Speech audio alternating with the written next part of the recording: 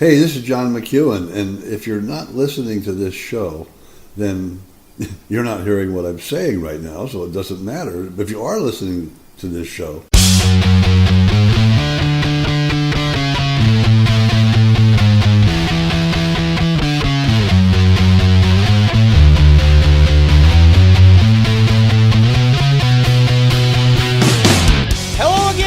This is Ryan Whitting, and you're listening to another episode of Rockin You All Night, where we talk all things rock, all things metal, and all things with strings, and if you don't like it, then you must not rock.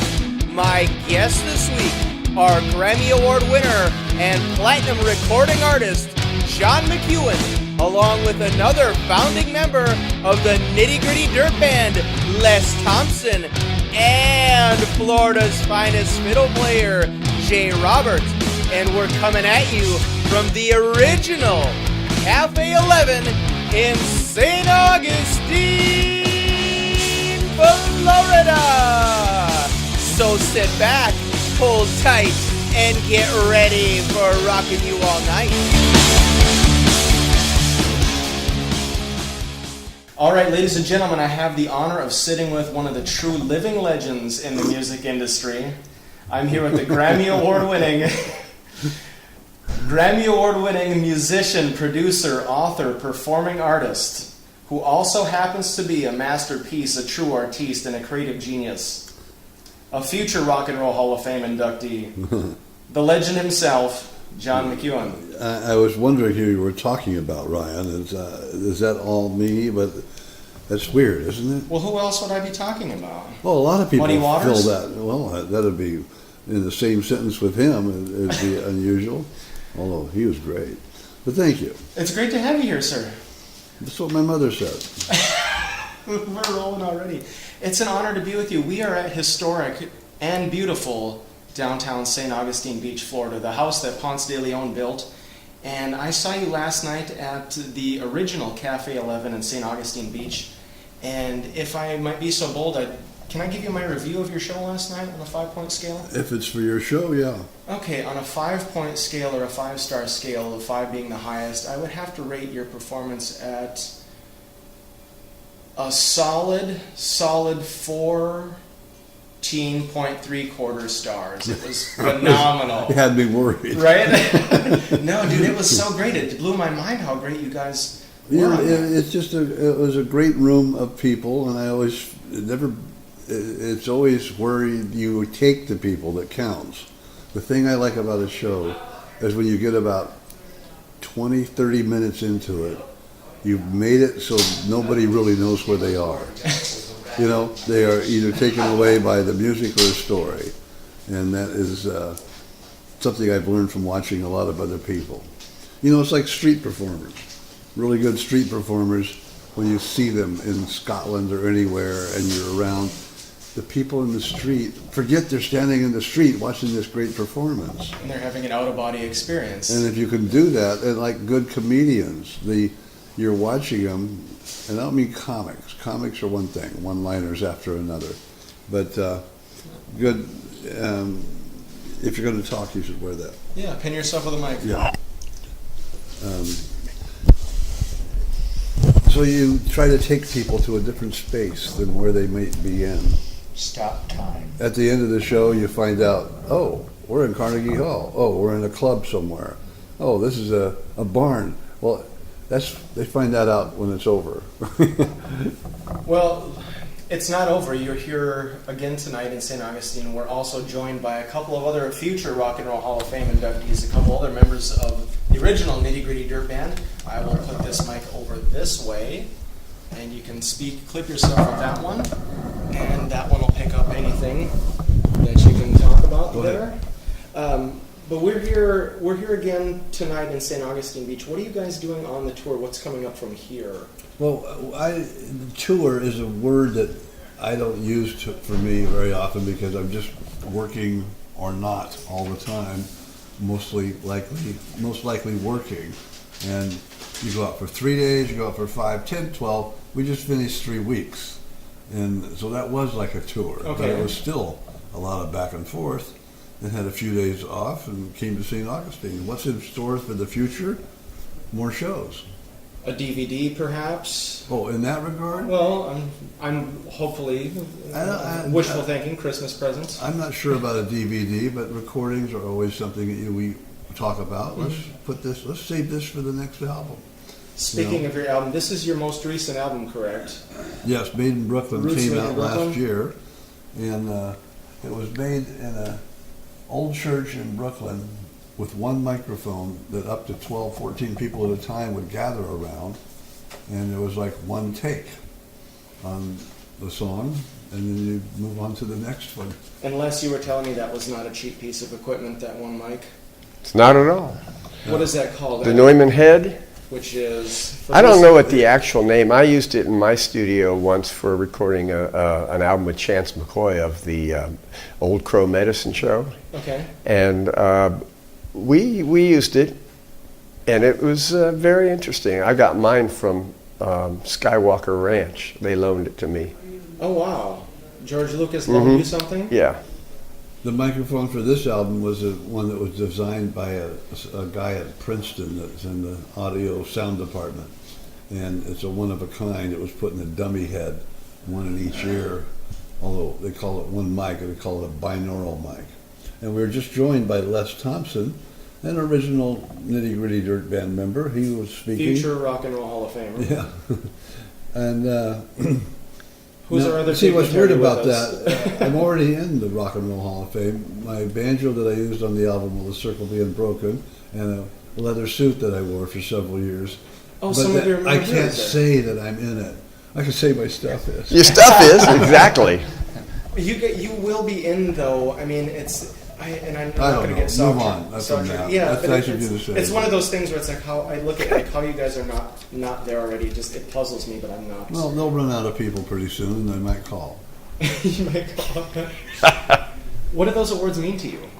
Do they mean anything? The award, like Awards? Your Grammys, your Banjo Hall, your Hall. There's you have been your a other few. Hall of Fame. Western Heritage Award is Yeah. really nice.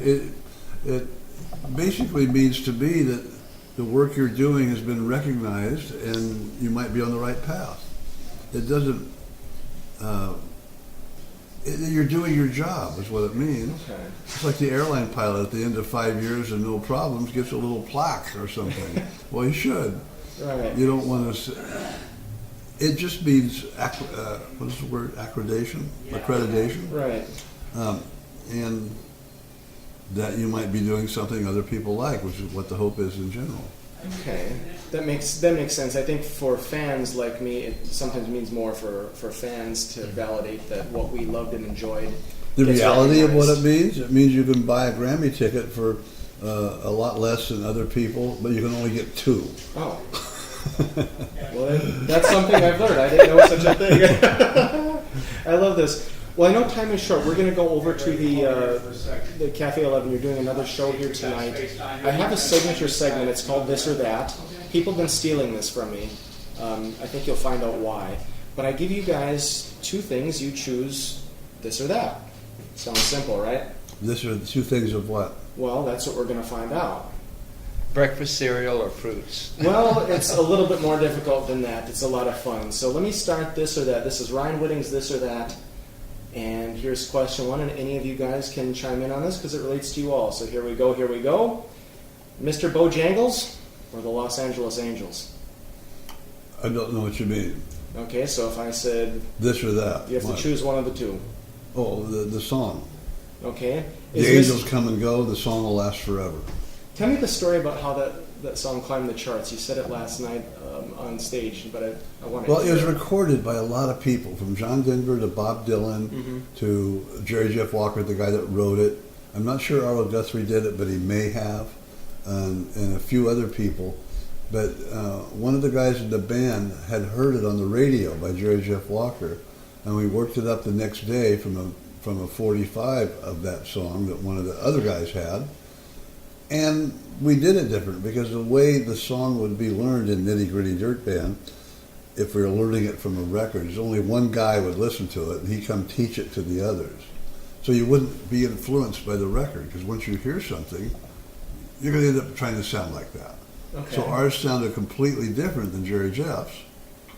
His was, and technically his was in 6/8, ours was in 3/4. And the drum beat was, like it wasn't, it was just different. It wasn't 6/8 pattern, and it just ended up being different. And it got recorded. The guys sang it. We all played it. Les over here played bass on it. I played mandolin. It was the second song I learned on mandolin, so I couldn't get too complicated. And it was basically done in just maybe a couple of takes. The introduction had to be put on later, which in those days, in 1969, 70, was very difficult because the song was recorded, and then, this would be a good intro. So that was recorded separately and then edited to the front. And then my brother mixed it. My brother was our record producer at the time, and also the band's manager. And it was on the album, the 5th album the band made. And we thought it was a good FM radio cut, and the record company decided it was a single. And it worked. It was on the charts for 36 weeks. There was a famous or infamous maybe concert that you did that it started climbing back up the charts after it. Well, you got to come to the show to hear about that. Okay. Come on, Ryan. About what happened playing a Catholic girls' school in Lower Manhattan. So those of you that haven't seen John on the show, you have to come to the show to hear the full story of how that song climbed the charts even higher than it was at one point. All right. Next question: King Tut or Jabba the Hutt? What about this or that? I guess it's King Tut, because when Steve Martin came to hang out, he was playing with opening for Ann Margaret in Vegas in 77 or 8, whatever the year of King Tut was. I think it was 78. Mm-hmm. And my brother was managing Steve, and Steve was my high school buddy, and we worked in the magic shop in Disneyland together. I worked on his music. It was L.A. He saw Steve as much as Les saw Steve as much as Steve used to sit in with us when we'd play something. And he didn't know music completely, but he knew what he wanted. And he came to the dressing room of the Dorothy Chandler Pavilion, kind of the Carnegie Hall of L.A. and said, "Look, I got this idea for a song.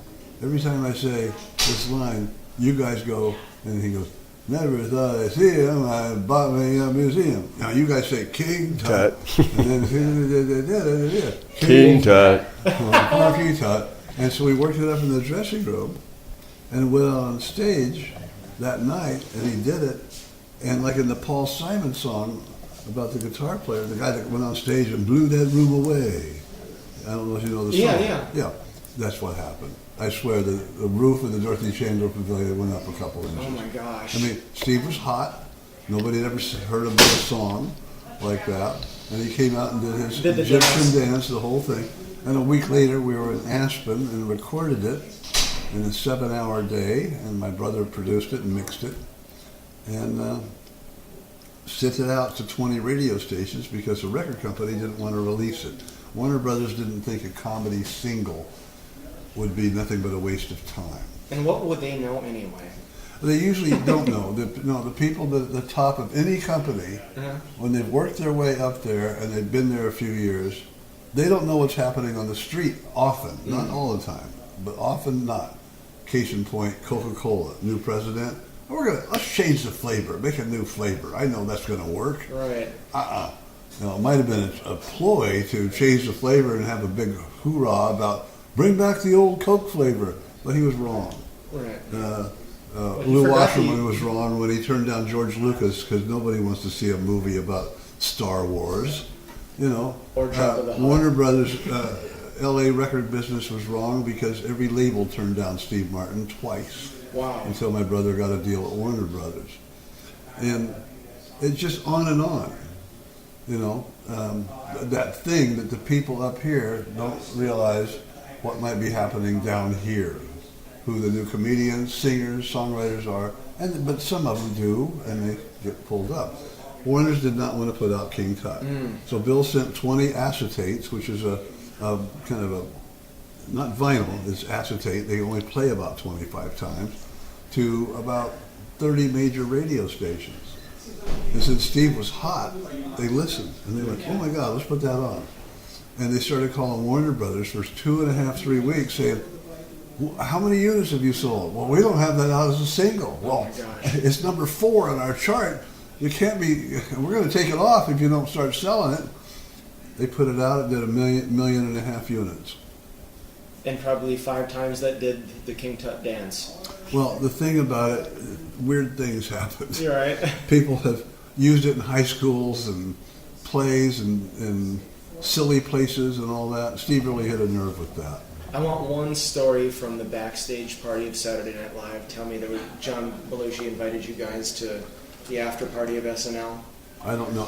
I never did drugs, so I didn't hang around those people. Okay.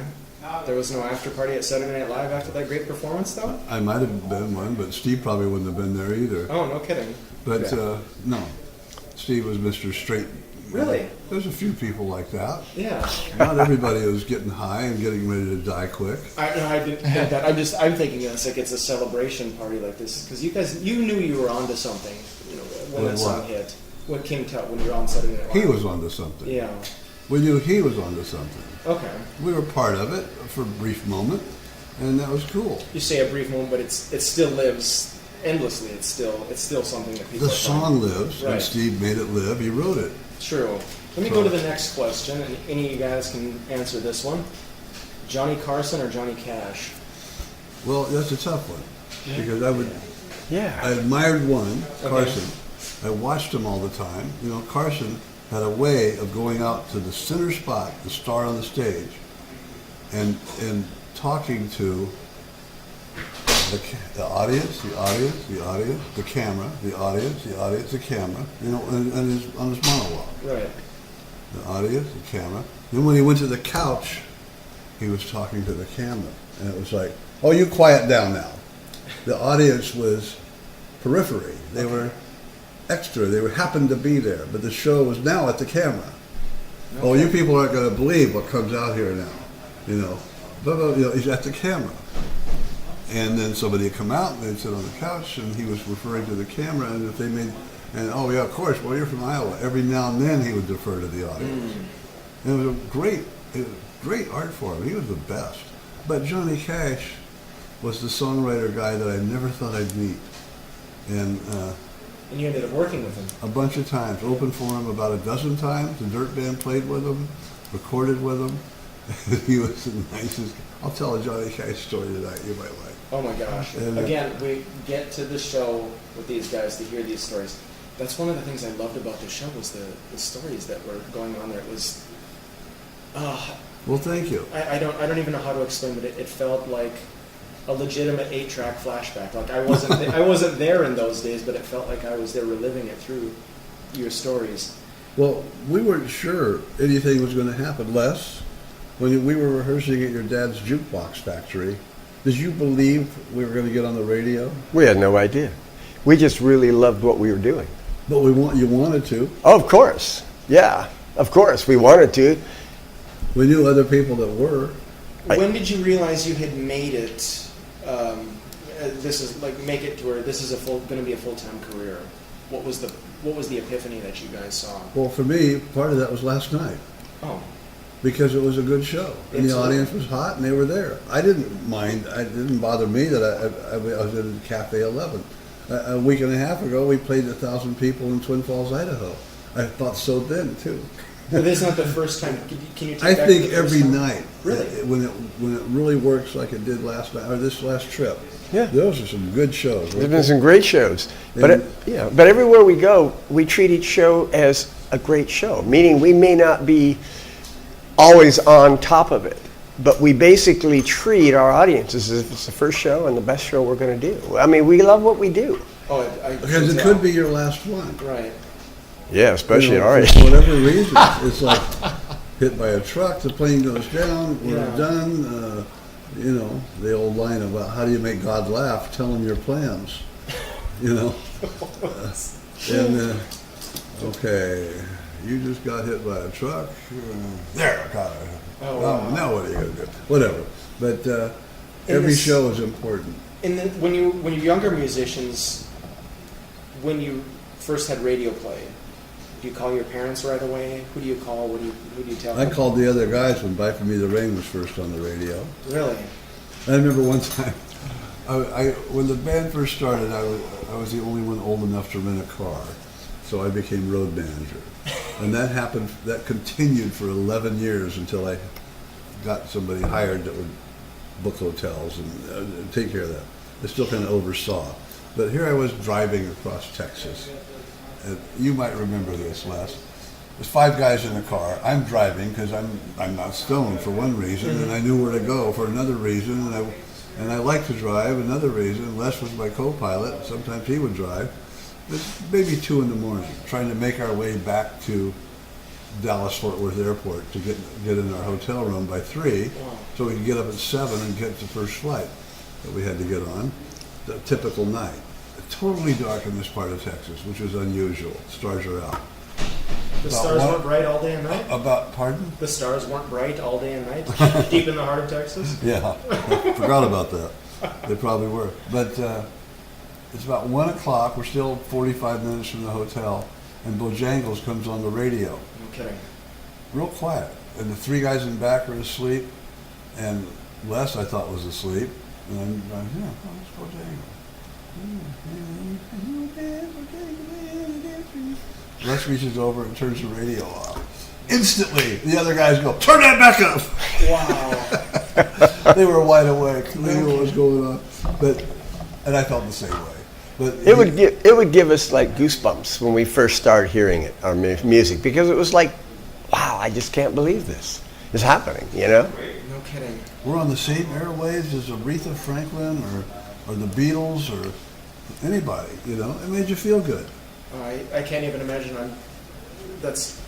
I'm trying to have my own national classic rock show at some point, and I can't imagine. You already do, but not enough people know yet.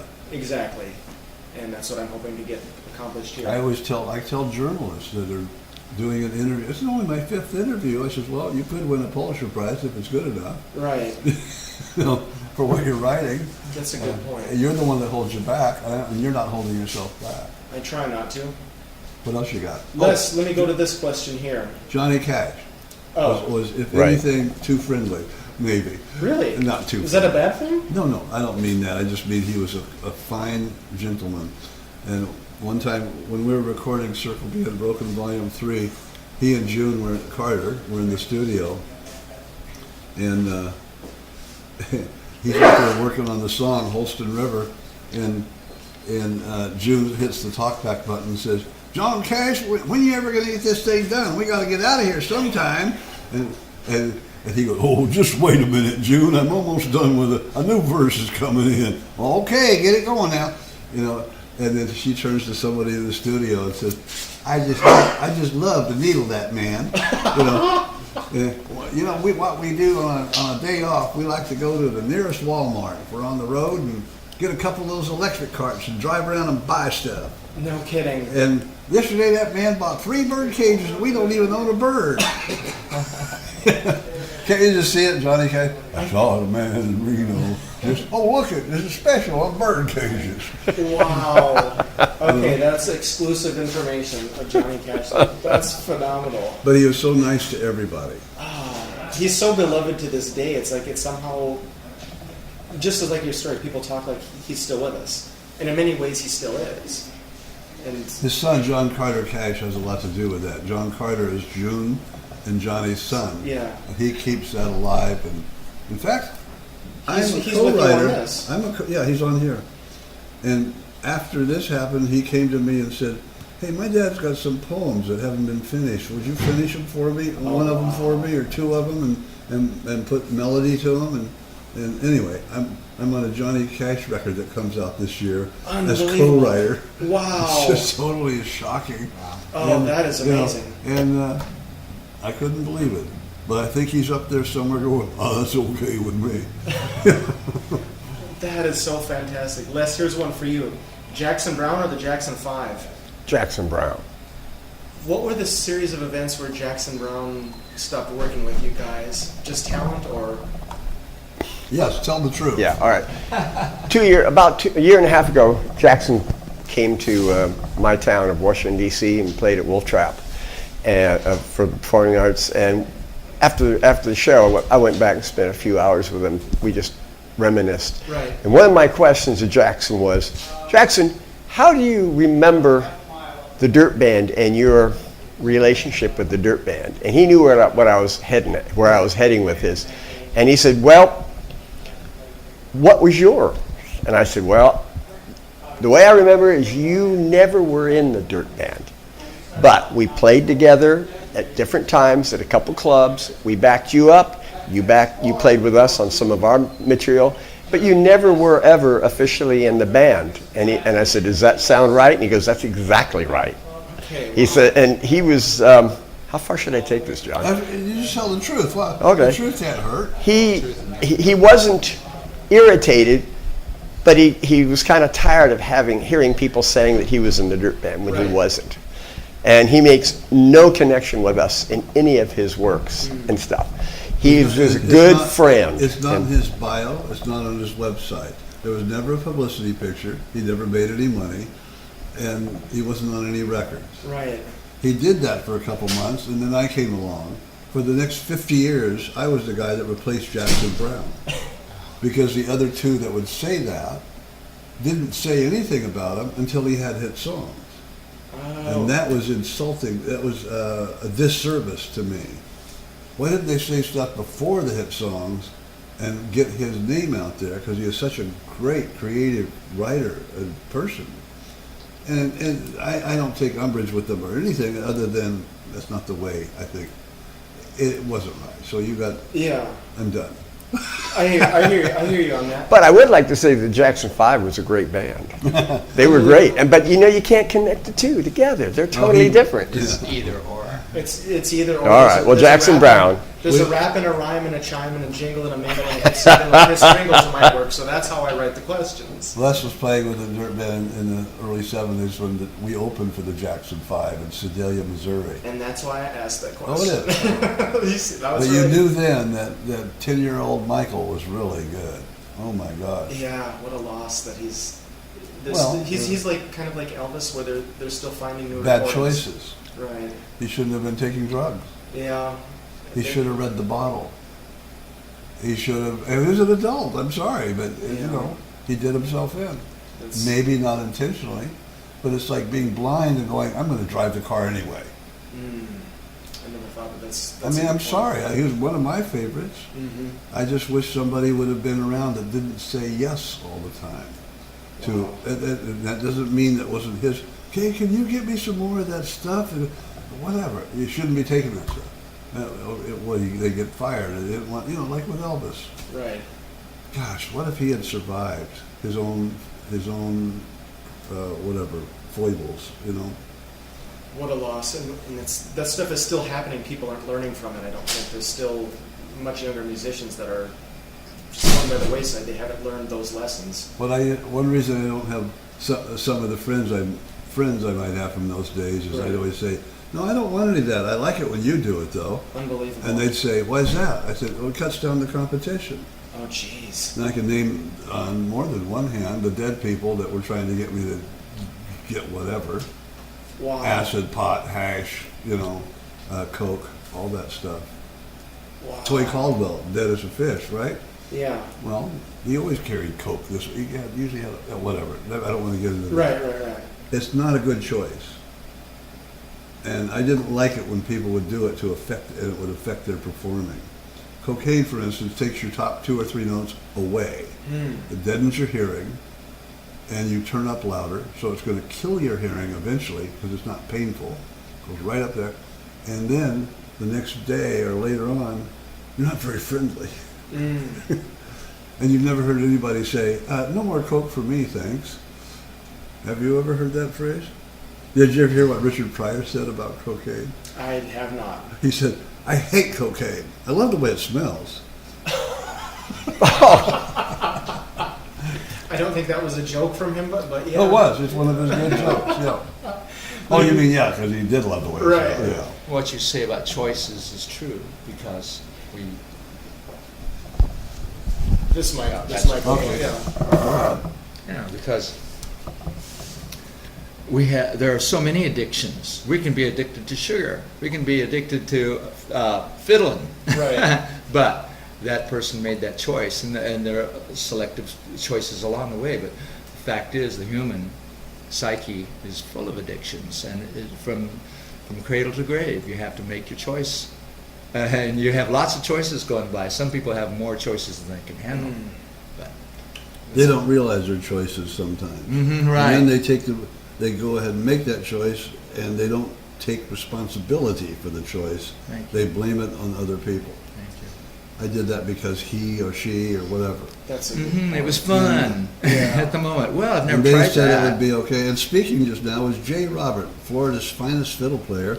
And he's not a dirt band member, but he's playing with me as much as I can get him. Yeah. And I've been a member ever since I first heard you guys back in 1969, 68 in Spokane, Washington, when Les was playing. And then I being from Florida, when you're a young man, you try to get as far and fast away from Florida as you can. And I wound up in northwest, Idaho and Montana and Wyoming. And I remember the summer of 68, 69, and 70. I cheated. I got a record and put it all on cassette of your album at the time, and I'd play it over and over and over again. Try to pick out Doc Watson lyrics, pick out all the licks that these guys were doing at the time, No, what's and neat somehow about it that- stuck. Here we what's are. neat about that is I run into people all over the country for the last 40, 50 years that say that. Yeah. And I don't feel like I deserve some of the comments they make, but what it sounds like is I was following Doc Watson, Earl Scruggs, Les was following Dean Webb, mandolin player of the Dillards, and all these people we listened to, and now we've become what we are emulating. You know what I mean? It's like we've you sell become yourself short. Though. these old timers. Well, it's Yeah. almost like passing the baton, because Right. we were basically our heroes we were able to play with at a very young age, which was very unusual for such young people to be able to play with their idols, theoretically. And now they're all gone, and we're playing, and our records have influenced other people younger. And then we're kind of, I'm not saying we're idols, but the baton was handed And to now us. we have folks like you And- interviewing John. And eventually it'll be Yes. passed on to other people. A lot of this type of thing and this trying to understand my own path and relate it to other people is in the book, The Life I Picked, that I put out last year. The stories about, some people say, what was it like hanging out with Leon Russell? Well, when I met him, nobody knew who he was. or other people that you can name. Like, wow, Steve Martin, well, he was a cheerleader in high school. Or Jackson Brown, he was 17 years old and he couldn't sing very well. He went and took vocal lessons and kept writing. Then he sang well. Nobody was a star. You're just trying to get a job. Peter Tork, you heard me say last night, Yeah. he was a dishwasher in a club in L.A. Wow. And he wanted to be on TV and he auditioned for the Monkees and he got the job. Wow. And he stayed a nice guy. That's probably because he played the banjo. That could be. Take me back to Steve Martin really quick. When you guys were in high school, how much mischief was Steve Martin? How much what? How much mischief was Steve Martin who was teachers? It's going to make noise. I'll stop anytime. I don't Yeah, need it. I have a mic on. Steve was doing the announcements in the morning. Really? Things like, I'll meet you there at the store. If you get there first, draw a blue line on the wall. If I get there first, I'll erase it. That kind of stuff. Old Amos and Andy and other comedy like Clip that. is- Pardon? Clip came off. Yeah. Listen to all your Old Amos and Andy and Abbott and Costello type of comedy. He wasn't writing his own stuff yet. No kidding. And it wasn't, Steve was very serious. We played chess every day at lunch in our senior year. But there wasn't any talking other than checkmate, adjusting, and because we loved chess. In fact, when we worked in Disneyland, we played chess by phone. He was in I was on Main Street Magic Shop, and he was appropriately in Fantasyland. And I'd call him up, King Pawn to King Pawn 5. Wow. He'd call back a few minutes later, you know, Knight Pawn, Knight's King Pawn to King Pawn 2, you know, that kind of thing. Unbelievable. And it was really fun. And then we started going to see bluegrass group called the Mad Mountain Ramblers in Frontierland during our breaks. And that was David Lindley, Chris Darrow, David Lindley, who later went on to play with Jackson Browne for years, Chris Darrow, who later went on to be in the Nitty Gritty Dirt Band, Right. Richard Green, who later went on to start a band called C Train and played with Loggins on the Sea, you know, great fiddle player, he knows. Richard Green. And nobody knew anything. They were playing on a stagecoach in Frontierland 5 times a day, and they were great. How amazing. And your book is available on Amazon and Barnes & Noble and places online. And I got one in the car. And it's of the reviews that I haven't read it yet. I will get it and read it. Good. But the reviews that are online, they're all positive. It's 5-star reviews. It's amazing. all over the place. I worked on that thing over a 10-year period. And then I had a couple people that were very close saying, I get lost when I'm reading this. So I started reading it as a collection of stories I had, and I got lost because it's the time. So, and then Steve told me, you need to turn it into a story, not a bunch of stories. Okay. You need to have a timeline. And he read the final manuscript and sent me 3 pages of notes, and it was things like, on page 72 you say who. Now, it should be whom. I know it could be either one, but it really should be to whom. You know.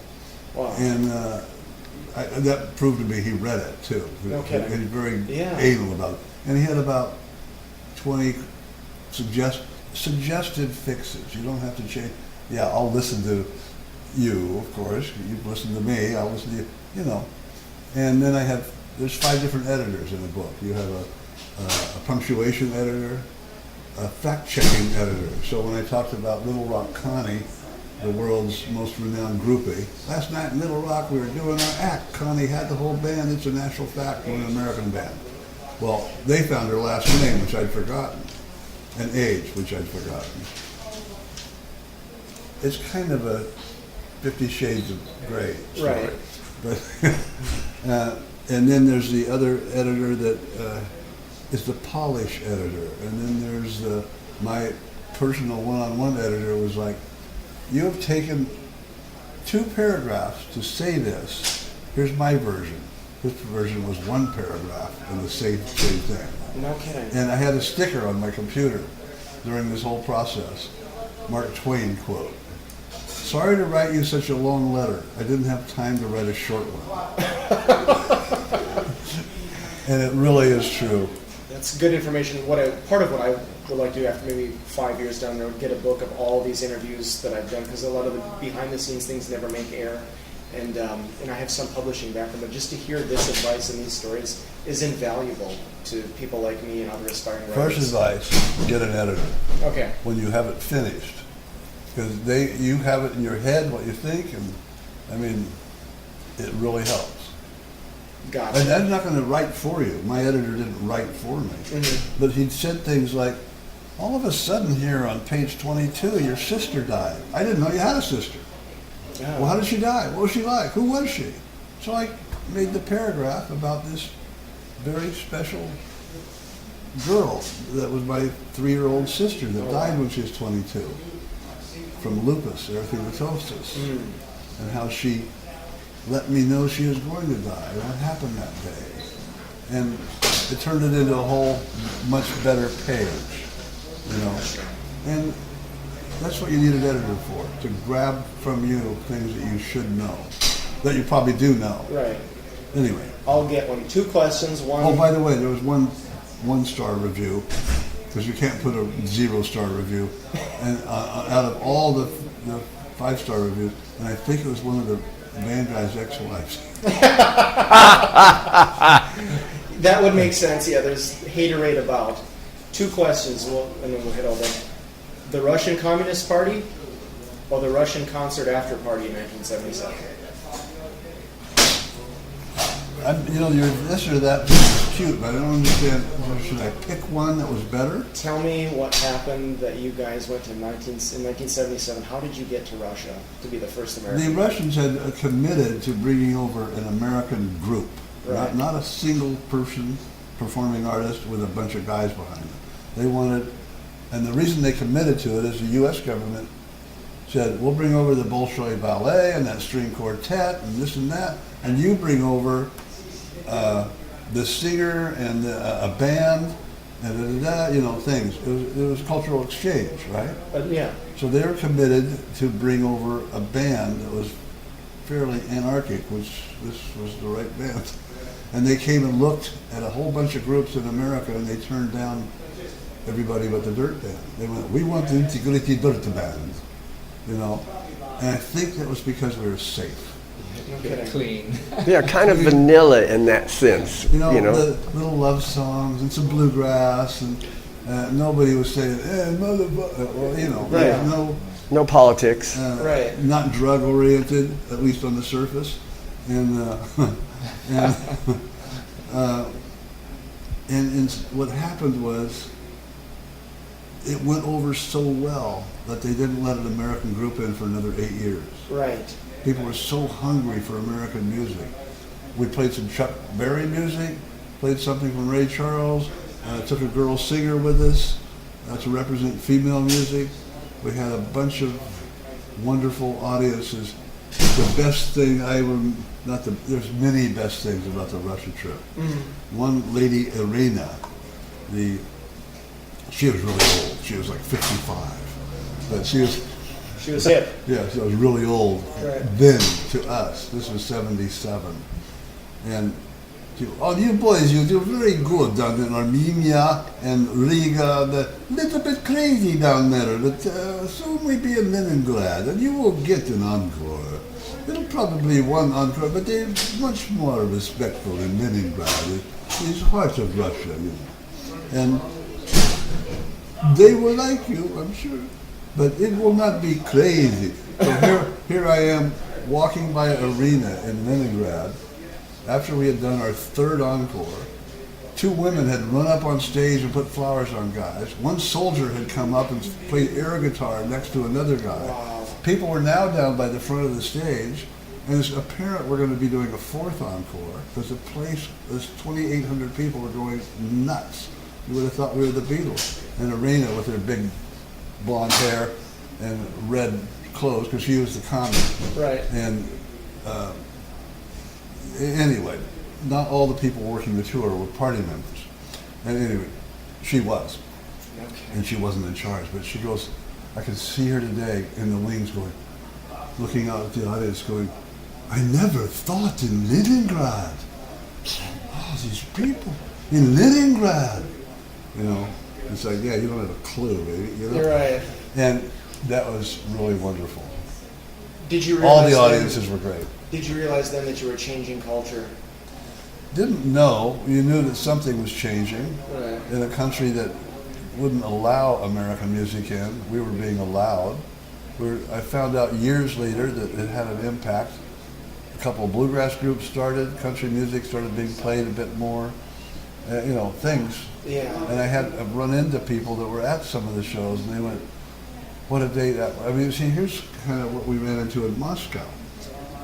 You're playing, that was about a 2,000 seat hall. That guy just got up and ran out. And that one got up and ran out. Huh. Oh, he came back. Well, that one came back. Oh, that one just got up and ran out. Well, they came back. These were people, and that happened more than once, in the same, people that had bought timeshare tickets, because the tickets were so hard to get. Really? We go to Nitty Gritty concerts, but I only have enough money for one part of the ticket. Will you want to go too? And they would, 2 or 3 people would buy one ticket. They'd watch their watch, and they'd watch a half hour and leave. Because the tickets weren't that much, but they were equivalent to a 1 month salary. Wow. 150 rubles a month. Not a 1 month, but it was equivalent to a couple of weeks' work, And they were hard to get.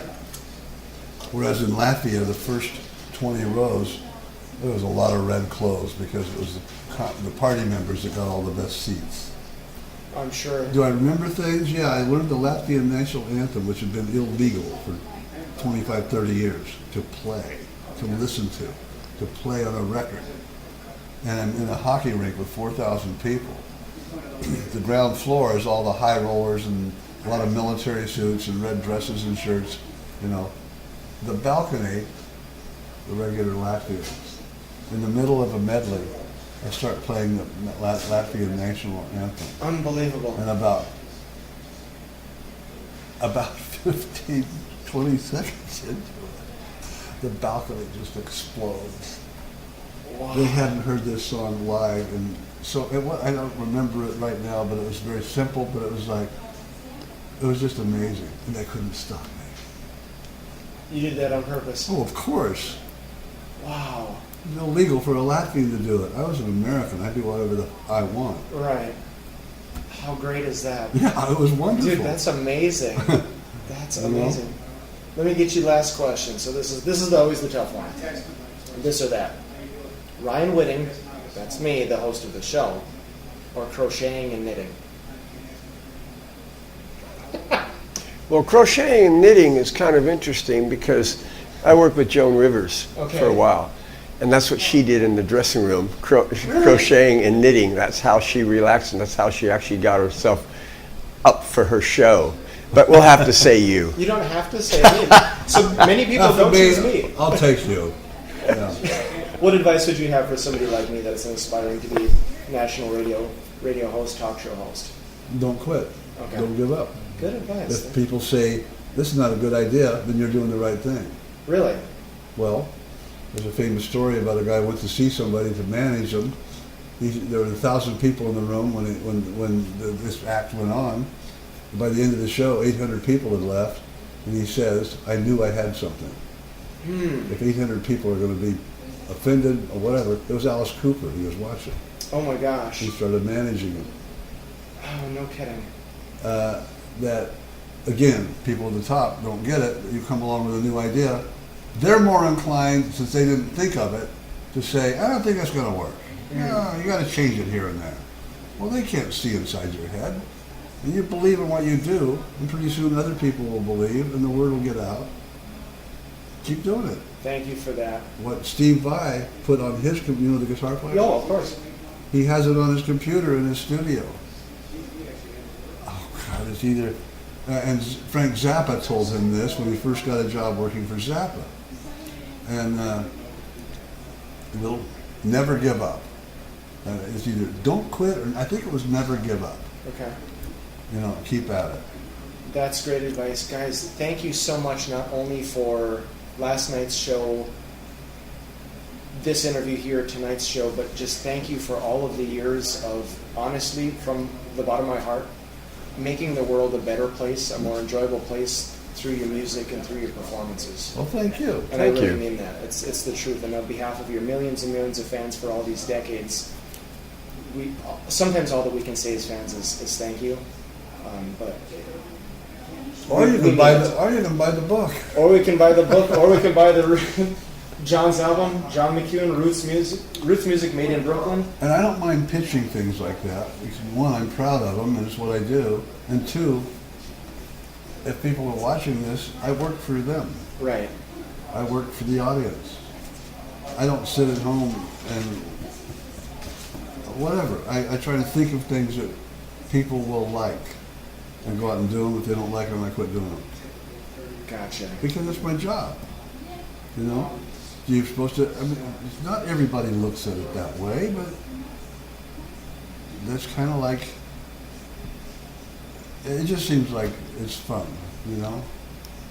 Did your career ever feel like work, or has it been? Every time when you go from one show to another, when Les and I were driving to Pinedale, Wyoming last week, knowing the show in the theater was sold out, and the 6-hour drive was taking 8.5.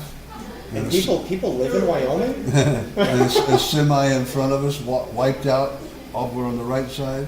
Wow. And one's coming up behind, and he starts fishtailing. He wipes out in the median. Yikes. Turns over.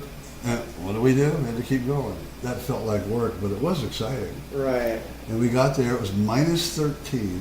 Before wind chill. Yeah.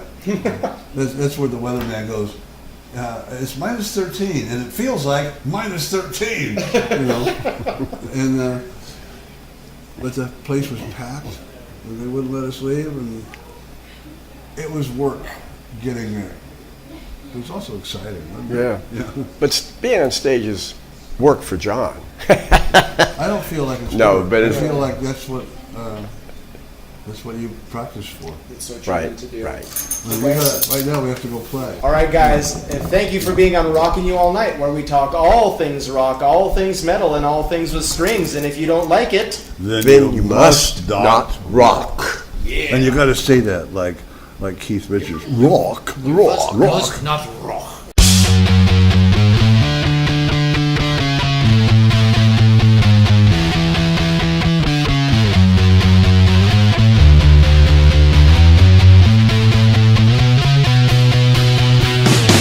There you have it, another episode of Rockin You All Night. Be sure to follow Rockin You All Night on YouTube, SoundCloud, Facebook, and Instagram. The music on this episode is provided by Billy Moffat. To download Billy Moffat's songs, go to BillyMoffatMusic.com and go to JohnMcEuen.com and pick up John's book, The Life I've Picked. Get Les Thompson's music anywhere original Nitty Gritty Dirt Band recordings are sold. And for more on Florida's finest fiddle player, go to jrobert.net. Go to OriginalCafe11.com for all of your original Cafe 11 needs. We'll see you when the sun shines again. Until then, follow along, leave comments, click like and subscribe, and remember, we've only just begun.